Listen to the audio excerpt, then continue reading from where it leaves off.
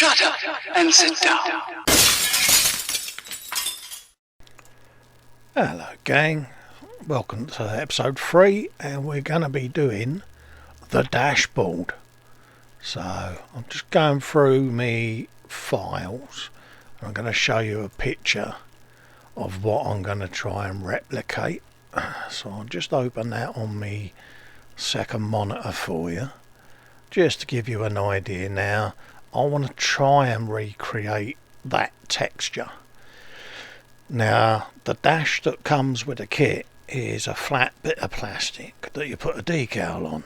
Well, I'm kind of a bit disappointed in that, and I've had a play on the Tinkercad, and I'm coming up with a scanned image of the decal.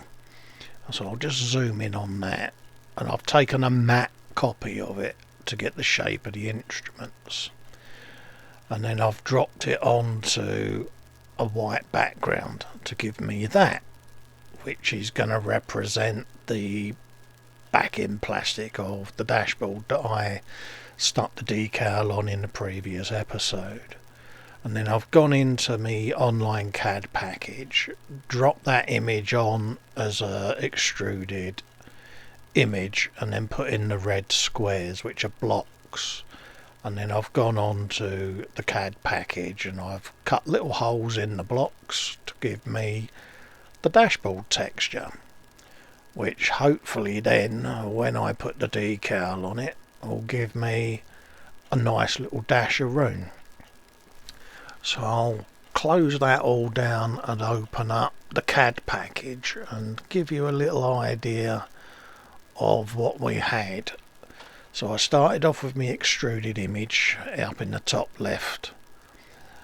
I then put on my red boxes, which you can see on the right side menu, and then I put inside them boxes an orange cylinder, and then I changed the cylinder to a hole and extruded the hole out of the red boxes, which then gives me different height instrument bezels, as you can see, with holes in. And then when I put the decal in behind it, you'll see what it looks like, and the holes go all the way through that, and that's going to be a little face plate that sits in the dash. And then I'm going to apply a decal to the top of it as well, so you've got one behind, one on top, and then as the set and sole does its job, you'll end up with the cases in the right colour and recessed instruments.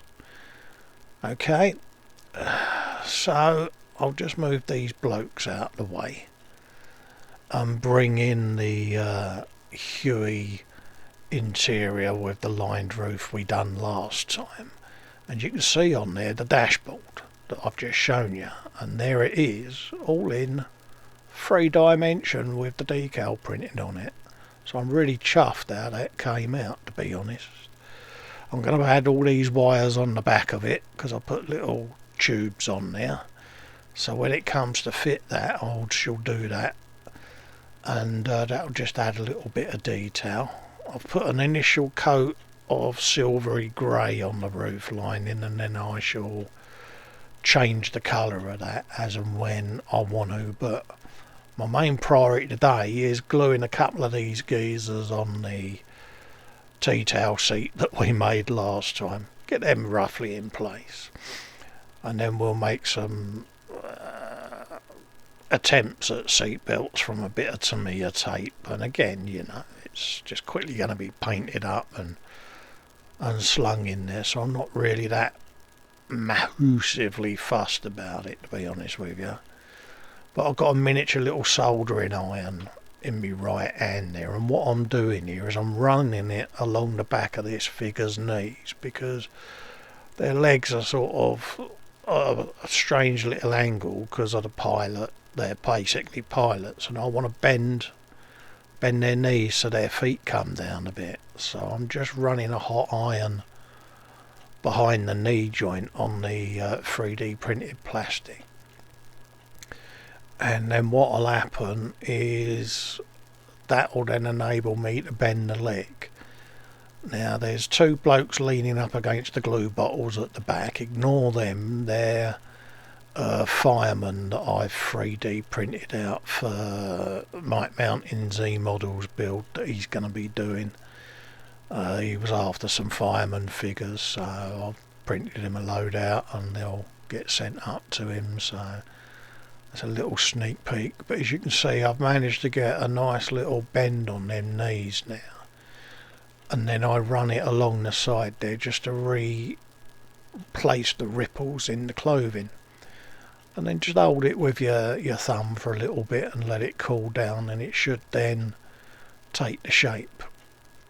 So a quick test fit, and I can see already that I just need to tweak them a little bit to tilt the feet down as well.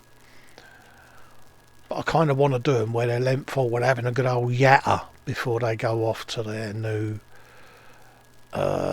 posting or whatever. So the helicopter's about to drop them into the theatre, and yeah, so I'll just drop him in there like that and have a quick looky-loo how I'm going, and then I can just give that a little more of a tweak on his Harris there. See if I can get the upper part of his leg just to come down a tad, and we'll go for a rough idea then on how they fit. But yeah, just gives it a little bit more realism. So I'm going to carry on doing this, and we can get the old feet in a bit more of a more natural position then, and fold the leg back. And I shall do this with the fella next to him as well, and I can move their legs into slightly different positions and perhaps tweak their arms a little bit as well, just to try to make each figure look a little different, similar to what I did with the pilots, where one's slightly more forward than the other. And I also printed them at slightly different scales as well, just to try and get a slight height difference in a couple of the figures, because not everyone on the planet is the same height, as we know. So yeah, so we can drop them on like so. I'm reasonably happy with that one, so I'll grab the next one and do the same again. You know, just run the hot iron along the back of the leg there just to drop it down. And yeah, it just gives them a little bit more character. As you can see with the seats there, there's a bit of texture on the fabric, and it's all in primer at the moment as well, so the colour will change, but it just gives me an idea of rough placement, you know, because I've got to drop the guns in as well, and a seat behind the pilot and the co-pilot, and the eagle-eyed of you will notice that they've already got their seat belts on, and yeah, so they're pretty much ready to have some detail painting done on them. So they can sit in there, and I'll probably do my usual and throw a couple of eggs in here. So I tend to do it on every build. I tend to do something, either paint something or make something that shouldn't be in the build during that period of time, but it's just my little quirky thing that I do. You know, it could be a 1960s plane, but the guy's wearing an Apple Watch, or one of them might have an iPhone, or yeah, so it's just my thing, you know. It's something I've done on them, probably the majority of the builds that I do. I always sneak a little egg in there just to see whether or not someone spots it, and a lot of the time they do actually. A few people spotted the eggs on the cat. It took Fox a while. Bless him, even though he was right in front of it. It was like, yeah. So yeah, the London bus had a good few eggs on it. So yeah, I think I did one with the Messerschmitt where the pilot on that was wearing an Apple Watch. So I'm gonna put a couple of eggs in this one as well. So keep an eye out for them later on. You will see them. You'll see suddenly an image of something that I'm putting a decal on, and you're like, what is he doing? But it's just my way of having a bit of fun, really. It's my helicopter. It's not being built as a historically accurate museum quality competition piece. It's me building a 1/24th Huey that's going to sit in my man cave on my shelf, and that's it. So I'm not looking for any specifics, so by all means have at it and rivet count the hell out of it, but I'm not really bothered, to be honest with you, because it's mine. So yeah, so I'll just glob the seatbelt on there with a bit of super glue. Again, not a super realistic facsimile, it's just to trick the eye into thinking, oh well, there's a seatbelt. But it's not going to be hyper detailed with the correct size and dimension buckles and all of that faff. There's a place for that, and people far more talented than me that can do that sort of thing. So with me, I'm just an average Joe having a bit of fun. So we'll carry on making them, and I'm literally just gluing them to the figure and then tucking it around under his arm, and then the loose part of the seatbelt will have a dab of super glue stuck on it, and it will press against the back wall of the helicopter. So that's what the plan is there, or at least that's what I hope will be the plan there. But you know how things go with Festa, it's bound to go wrong. So yeah, get the seatbelt round this fella and start fettling him. What else are we going to be doing? I'll just quickly drop a bit of super glue on this. Apologies, it's out of shot, but all I'm doing is just whopping a little bit of super glue on the tape. Just wrapping the tape around his body a little bit and joining it together, so that when I then sit him down, I've just got to put a little dob like so. And yeah, we can put a little blob on his Harris, a couple of blobs on the seatbelt, and we can put him in place then. So that'll be 2 figures in by powers of deduction, being that there'll be 2 figures sat there. Yeah, Festa does maths. Yeah, with 2 F's. So I'll just grab that and quickly slam that in there like so. Get the old end of the spudger on there just to press that home, and do the same the other side, just to press that onto the back wall there. Use me tweezers this time just so that I can hold them there and pinch it to the back wall, and it will just let it set a bit, and then like so I can just move it with me spudgeroon like that. Yeah, and that is a rough attempt at a seatbelt. They're not great, I know they ain't. They're not gonna restrain Lewis Hamilton in a Formula 1 car, are they? But it's just to give an idea of a seatbelt being there.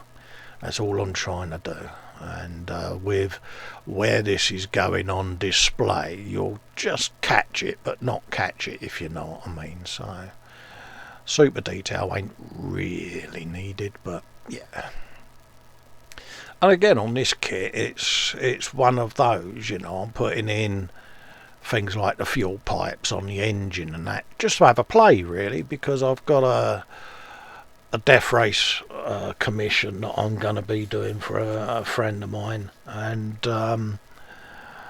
some of the little bits and pieces that I'm doing on this are going to go on that, and that actually is going to be quite an interesting video series to film. I'm really looking forward to it. It's going to start off as a patron exclusive, just to give the guy who I'm doing the commission for just a chance to sort of privately view his wares and that, as a patron of mine. And then what I'll do then is, once the build's done and the customer is happy with it and that, I'll then block release the whole video series in one hit, so you guys can binge watch it as you choose. But yeah, I'm kind of looking forward to it. I'm going to be doing the Frankenstein Mustang for him, and get it to the point where he can then do his own diorama for it and put the car on display how he chooses. So yeah, I'm really looking forward to that.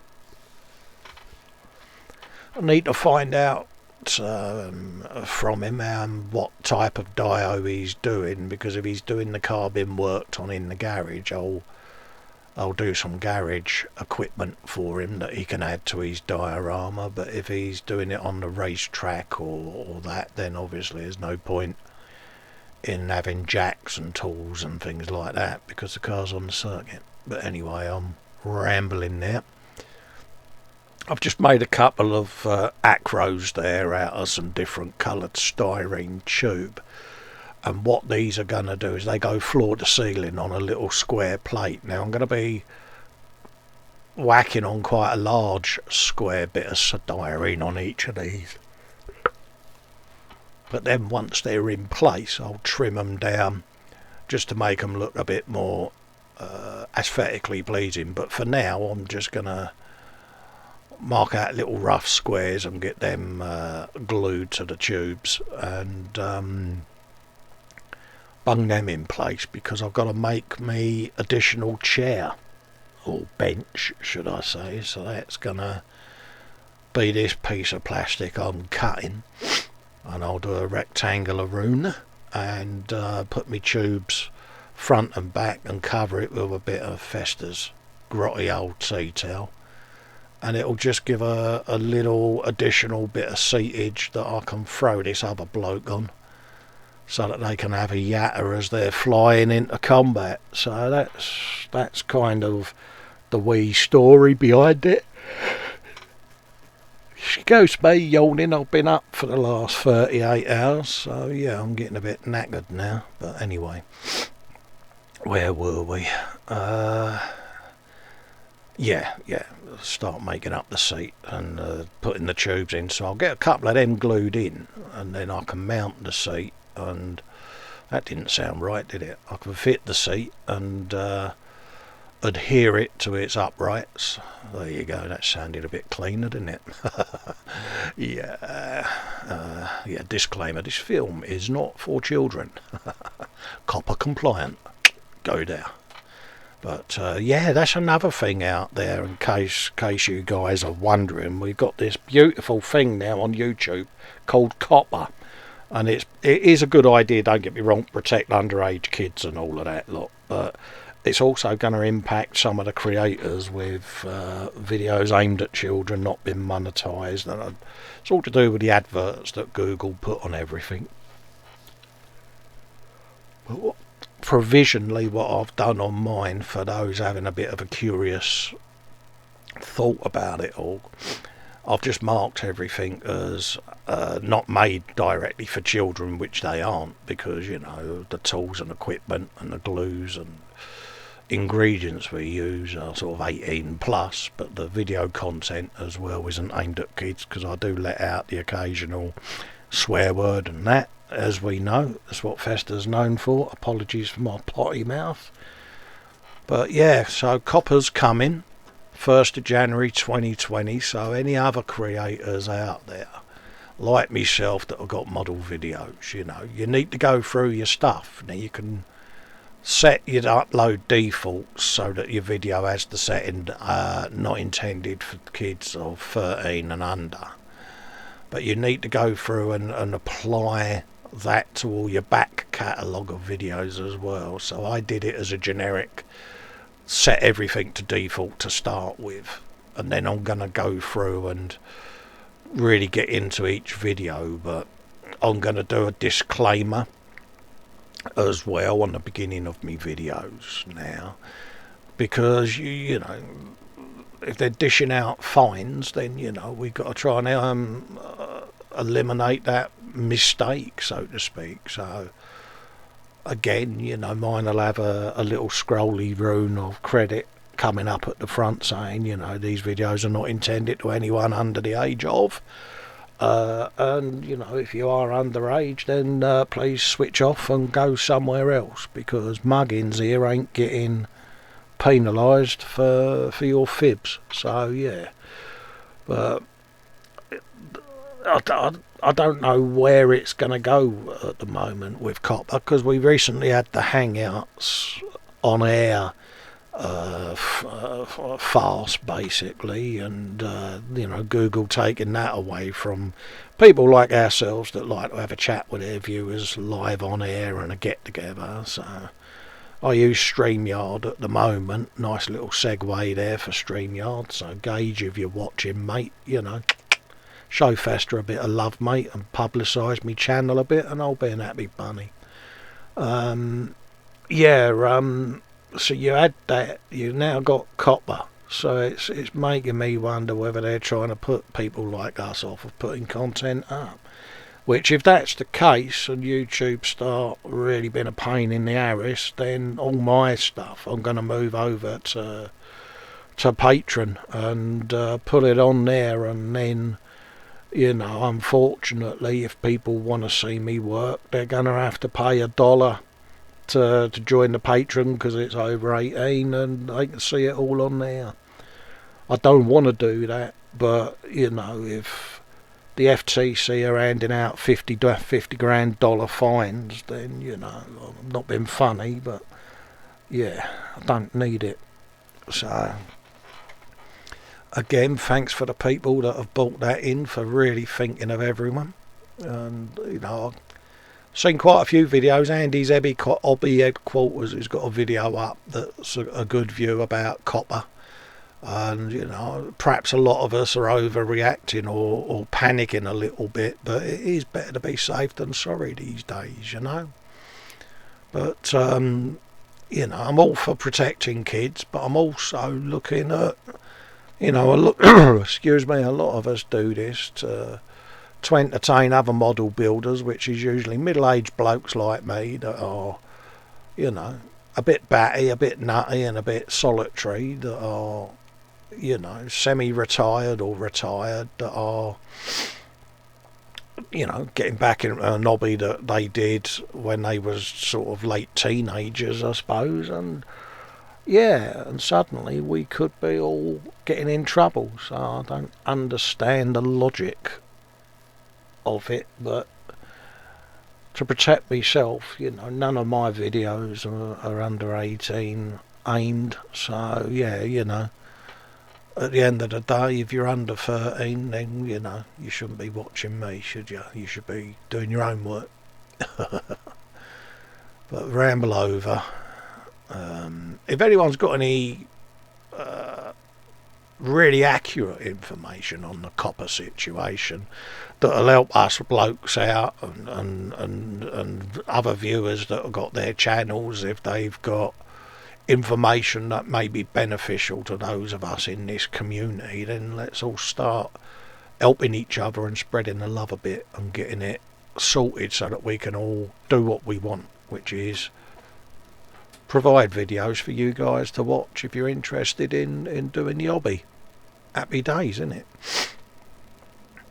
But it's a subject that will probably come up when I do my next live show, because there's a few, I've had quite a lot actually of correspondence coming through from people asking me what my stance is with COPPA, and you know, I'll put a thing up on the Facebook group about it, and you know, people are a bit edgy and a bit twitchy, and yeah, so it's probably going to come up on the upcoming live show, the subject. So if it does, it does, and we'll try and get some conversation going on all around the subject.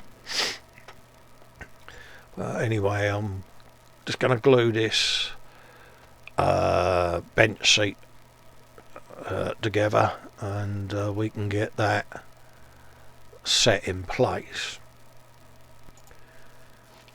And then we can sit and hold that for a minute whilst that sets, like so. A quick little peek of poos. I'll shove the front ones in then. Literally, I'm just bunging these on at the moment, so you know the model's going to be up and down, up and down, up and down, but I just want to get them in place, get the seat unit finally done, and then I'll be ready then to start moving on to getting it ready for the upcoming live. So all I'll be doing is the engine parts that I've done as sub-assemblies, I'll bung them on.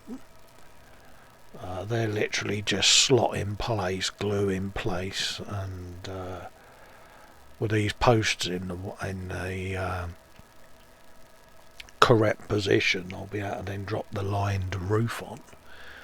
And yeah, like I say, you know, I'll give it a coat of primer off camera.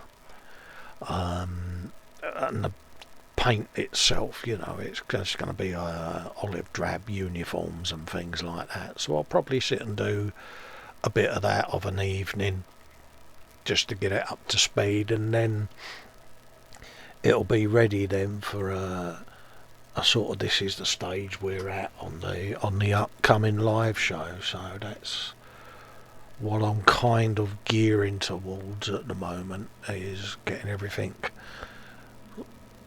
in place for that, and then I can start seeing where we're going to go with it. So yeah, quite a bit really to look forward to on this. Like I say, the live thing, you know, I mean, it starts off with the best of intentions with a bit of bench work and that, but once we get sort of chatting to the audience and that, we do slow down a bit with the building. So no, it just gives us a chance to play a catch up with you all, just so that you know what we've been doing, and hopefully these couple of cobbled together videos have helped. Probably do shorter ones going forward, just little Huey build updates, I think, rather than a complete series. I don't know, let me know, see what you think.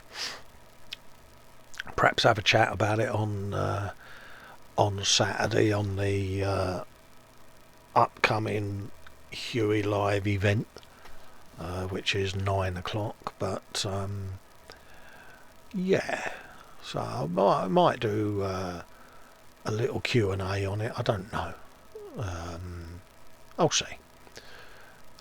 But for the moment, I'm going to sit him in place. And like I said, these bits on the top of the posts will get trimmed right the way down when the roof liner goes on. So it just gives me a little surface area to put some glue on when that drops in place, like so. And then I can sand and run around with a knife and tidy it up. Alright.